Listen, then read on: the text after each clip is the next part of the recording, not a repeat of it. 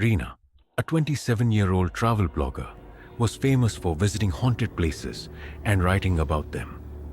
Her next target was Aokigahara, also known as the Sea of Trees. It took her 3 hours to reach Mount Fuji from Tokyo. As the driver stopped at the last turn, he said, "Ma'am, I won't go any further. Make sure you're back before evening, or else."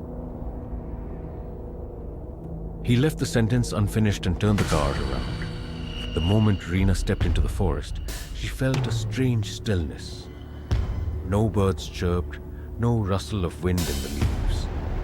Only the crunch of dry leaves under her shoes could be heard.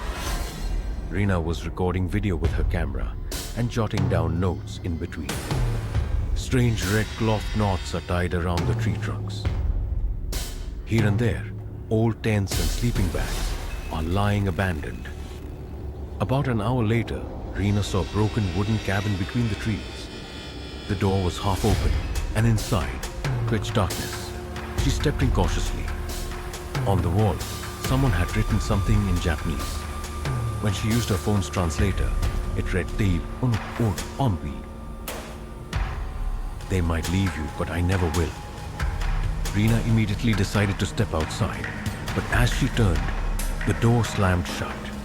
In the darkness, she heard footsteps behind her. Slowly, the sound drew closer. "Konnichiwa."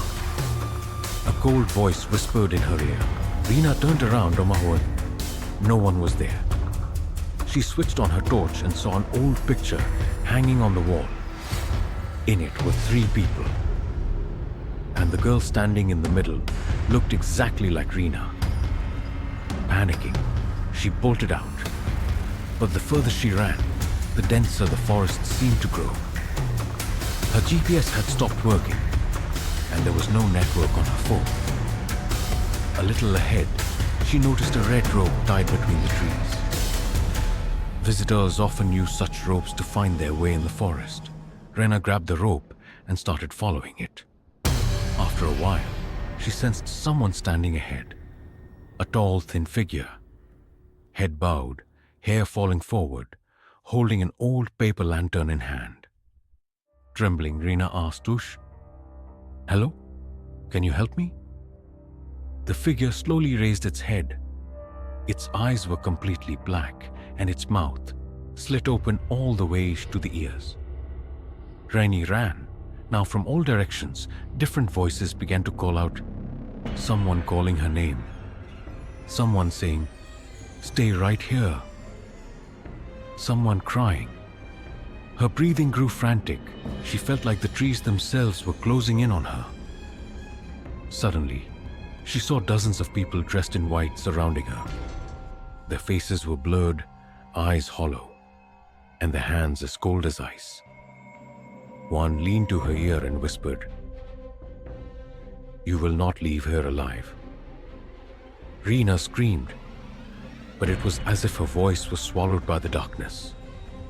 Running blindly, she stumbled into a clearing where an old wooden board was embedded in the ground. On it were names and dates, all of people who had died in the forest. Her eyes froze on the last name. Rina Takahashi, August 14, 2025.